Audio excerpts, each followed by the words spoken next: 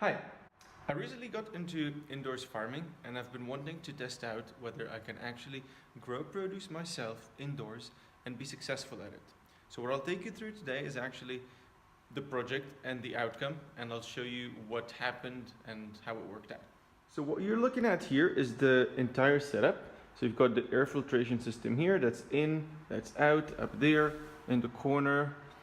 Then you've got my little seedling incubator here.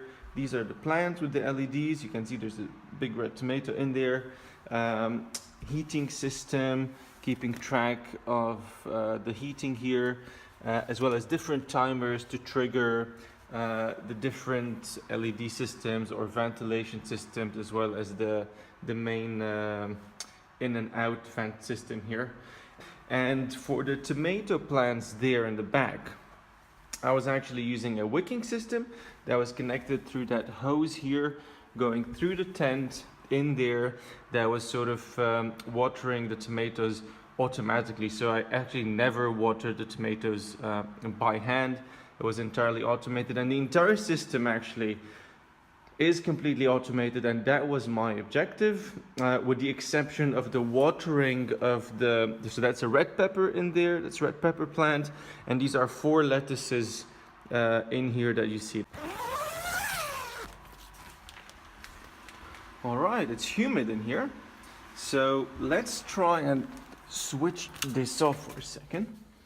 All right, so this is what we have. These are the plants. That's a tomato plant.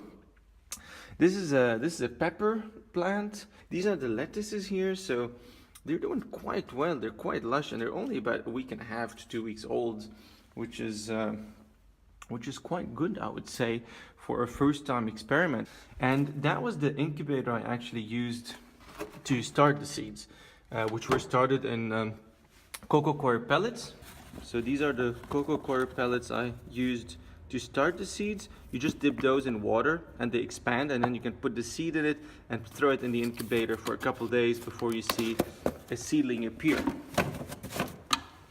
The heating system was actually one of the easiest to automate. You can buy these things off the shelf from Amazon or anywhere else for about 40-50 euros. There's a thermometer here that's actually measuring the temperature constantly, so as soon as it reaches a certain threshold, it'll cut off, and then when it goes below the certain threshold, it'll turn on again. So it's super easy way to manage heating. So what you have here is the actual nutrient solution, the combination of the different produces from General Hydroponics, and this is actually the grow material I used. So it's a mixture of clay balls and cocoa coir.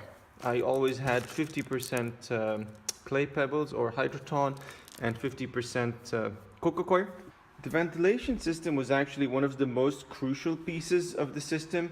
So basically you have this ventilator with a charcoal filter that are blowing air inside the tent, and this little ventilator here, which is actually a bathroom ventilator, is extracting the air out, and they're both connected to the same timer here, and so they go on and off at the same time. I was turning the system on 8 times every 24 hours for half an hour every time.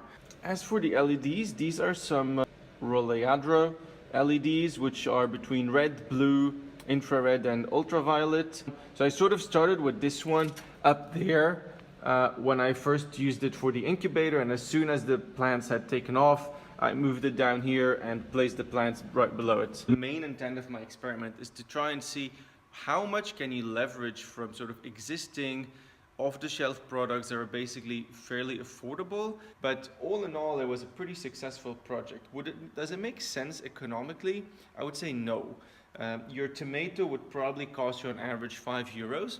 For most people, I think, besides the educational value you get out of this project and the thrill of it, economically it doesn't really make a lot of sense.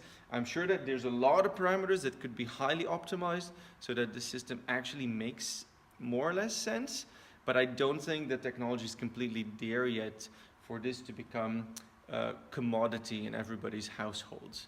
Regardless, it was a thrill, great experiment. I'll take you now into the tent to show you the plants a little bit more up close. You don't even have to clean them. They're clean. A salad burger. Check this out.